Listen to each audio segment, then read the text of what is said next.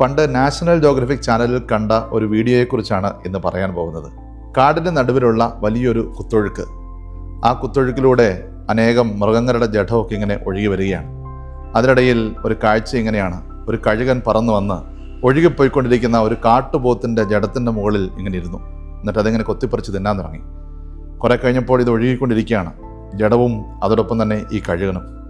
കുറേ കഴിഞ്ഞപ്പോൾ കഴുകൻ എന്തോ ശബ്ദം കേട്ട് തല ഉയർത്തി നോക്കി. അപ്പോൾ അവൻ കാണുന്നു, ഈ കുത്തൊഴുക്ക് ചെന്ന് നിൽക്കുന്നത് വലിയൊരു വെള്ളച്ചാട്ടത്തിലേക്കാണ്. അവനറിയാം, ഈ വെള്ളച്ചാട്ടത്തിലേക്ക് ചെല്ലുമ്പോൾ താൻ ഇതിനൊപ്പം താഴത്തേക്ക് വീഴാതിരിക്കാൻ പറന്നു വരണമെന്ന്. പക്ഷേ ആ കഴുകൻ വിട്ടില്ല. അവൻ അവിടെ ഇരുന്ന് തിന്നുകൊണ്ടിരുന്നു. അവൻ വിചാരിച്ചു കാണും, കുറച്ച് കഴിയുമ്പോൾ അതിന് തൊട്ടടുത്തെത്തുമ്പോൾ ഇതിൽ നിന്ന് പറന്ന് രക്ഷപ്പെടാമെന്ന്. പക്ഷെ സംഭവിച്ചത് മറ്റൊന്നാണ്. വെള്ളച്ചാട്ടത്തിന് തൊട്ടടുത്തെത്തിയപ്പോൾ കഴുകൻ പറന്നു വരാൻ ശ്രമിച്ചു.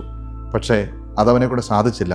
കാരണം അവൻ്റെ നഖങ്ങൾ അപ്പോഴേക്കും ആ മൃഗത്തിൻ്റെ എല്ലുകൾക്കുള്ളിൽ കുടുങ്ങിപ്പോയിരുന്നു. അങ്ങനെ ആ പോത്തിനോടൊപ്പം ആ കഴുകനും ആ വലിയ കയത്തിനുള്ളിലേക്ക്, വെള്ളച്ചാട്ടത്തിനുള്ളിലേക്ക് പതിക്കുകയാണ്. പ്രിയപ്പെട്ടവരെ, നമ്മുടെ ജീവിതത്തിലും ചിലപ്പോൾ നമ്മളും ഇങ്ങനെയൊക്കെയല്ലേ? ചില കാര്യങ്ങളിൽ നിന്ന് വിട്ടുമാറണമെന്ന് പലപ്പോഴും നമുക്ക് ആഗ്രഹമുണ്ടെങ്കിലും അത് പിന്നീടാവട്ടെ എന്ന് മാറ്റിവെക്കും. ഒരുപക്ഷെ നമ്മൾ മാറാൻ തീരുമാനിക്കുമ്പോഴേക്കും ചിലപ്പോൾ അതിൽ നിന്ന് ഒരിക്കലും മാറാനാവാത്ത വിധം നമ്മുടെ ജീവിതവും അതിനടിമപ്പെട്ടു പോയിരിക്കും. അതുകൊണ്ട് മാറ്റങ്ങൾ ഇന്ന് തന്നെ ആവാം. ദൈവം അനുഗ്രഹിക്കട്ടെ. ആമേൻ.